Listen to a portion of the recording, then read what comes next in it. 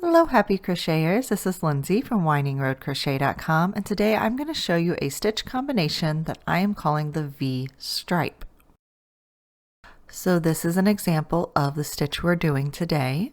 I am going to be using Bernat Softy Cotton. It is a size 3 or lightweight yarn, and I'm going to be using a size H crochet hook.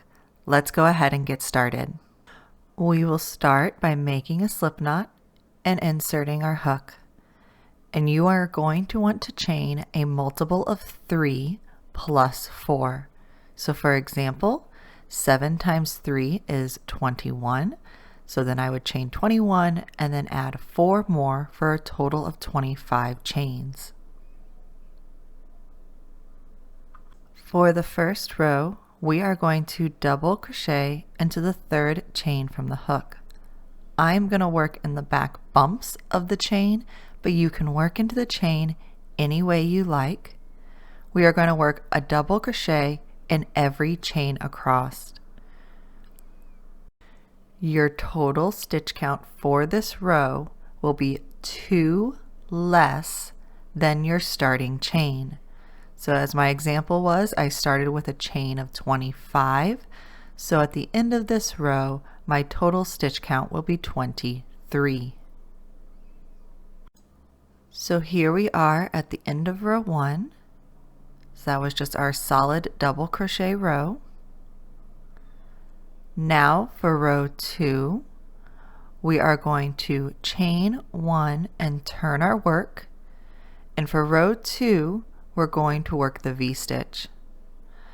I'm going to gently pull up on my loop, and I'm not going to count this turning chain as a stitch. So we start the row by working a double crochet into the very first stitch. Then we will skip 1 stitch and work a double crochet, chain 1, double crochet into the following stitch. So I'm going to double crochet, chain 1, and double crochet in the same stitch. This will create my V stitch.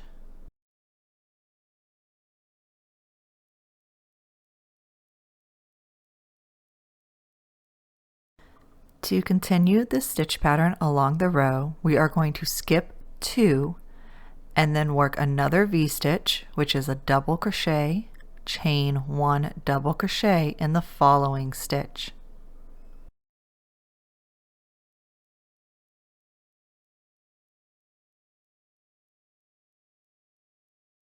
And we will just continue repeating that stitch pattern all the way across until we have 2 stitches remaining.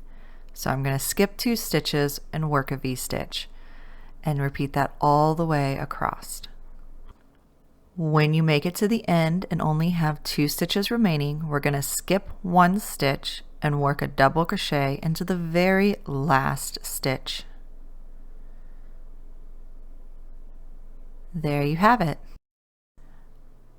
And then moving on to row 3, we're going to chain 1, gently pull up on that loop, turn your work, and double crochet in every stitch and chain 1 space all the way across this row. So I'm going to double crochet in the first stitch, double crochet into the next stitch,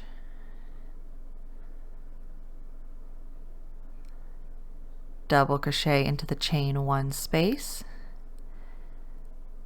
and just continue doing this all the way down our row.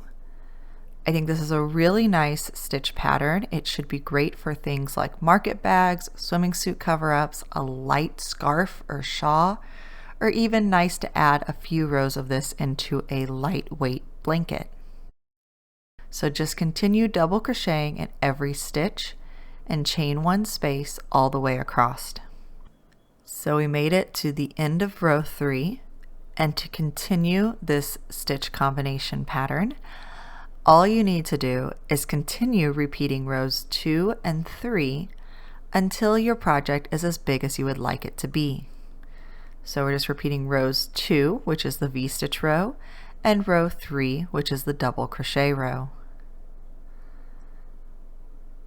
So I'm just going to finish up several more rows. This is what it looks like when it's done. I really hope you enjoyed this stitch tutorial, and let me know what you think in the comments below if you like these different stitch combinations that I am sharing. And as always, thank you so much for watching.